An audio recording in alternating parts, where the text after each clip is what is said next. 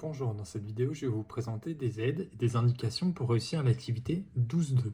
L'activité 12.2 est composée en deux parties. Il y a la recherche d'informations dans un document technique et une partie algorithme, le programme permettant d'abaisser la barrière et de gérer la signalisation. Commençons par la recherche d'informations. La recherche d'informations consiste à aller rechercher dans un document technique des informations sur les durées de clignotement, de sonnerie. Ceci est dicté dans un document technique. Le document technique, ici, est accessible dans l'activité de l'ENT. Dans le travail à faire, vous trouvez cette icône guide technique et vous pouvez le télécharger. J'ai déjà mis en surbrillant les éléments importants. Une fois que vous avez récupéré ces données, il faut répondre aux questions à partir des durées indiquées dans le document. Par la suite, une fois que vous aurez trouvé jusqu'à la question 4, vous pourrez compléter sur le chronogramme ici, afin de pouvoir calculer la durée de la sonnerie. Je vous ai créé deux génies à vie. Le premier, celui-ci accessible sur cette adresse-là ou dans le travail de l'ENT, vous permet de vérifier vos réponses. Le deuxième, accessible à cette adresse-là ou sur l'ENT, vous permet de trouver les durées et de les replacer au bon endroit. Attention, les durées en bleu sont à calculer. Ici, la bleue est égale à ça, plus cette durée-là. La grande en haut est égale à la petite durée verte, plus celle-ci, plus celle-ci. Après, nous pourrons passer à la suite, qui est l'algorithme. Donc, pour l'algorithme, vous avez ici le programme général représenté, ainsi que 4 sous-programmes, ici. Malheureusement, je ne vous les ai pas complétés, vous les avez dans la vidéo et dans un document annexe que je vous trouvais dans le NT.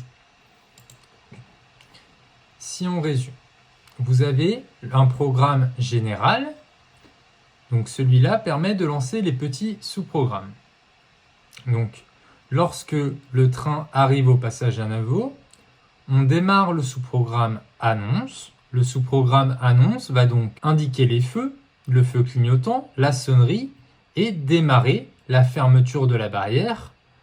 À la fin du temps réglementaire ici, nous pourrons attendre que le train passe puisque les barrières seront baissées. Par la suite, lorsque le train sera passé, nous serons donc, le sous-programme réarmement consiste à attendre une durée minimum avant de lancer l'ouverture des barrières.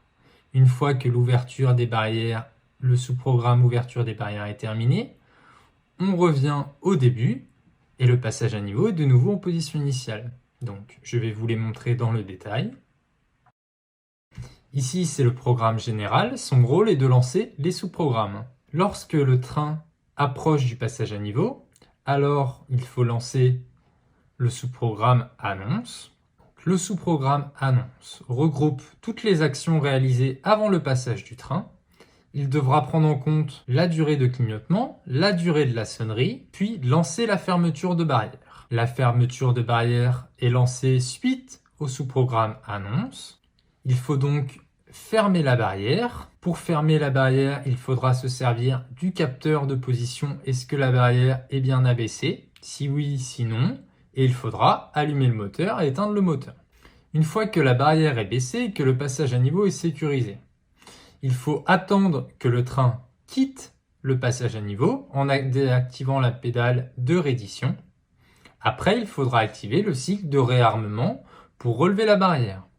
Le cycle de réarmement consiste à attendre une durée minimum que le train soit bien passé, puis désactiver les feux clignotants avant de lancer l'ouverture de la barrière. L'ouverture de la barrière se lance avec le sous-programme réarmement. L'ouverture de la barrière, on active ou on désactive le moteur en fonction si le capteur de la barrière est déjà à la position haute ou pas. Pour résumer, on a un programme général qui active le programme annonce. Le programme annonce lancer le sous-programme fermer la barrière va donc s'abaisser. Une fois la barrière abaissée, on va attendre que le train passe. Une fois le train passé, on va activer la barrière de nouveau. Puis l'ouverture de la barrière. Une fois que la barrière sera ouverte, on pourra revenir au début.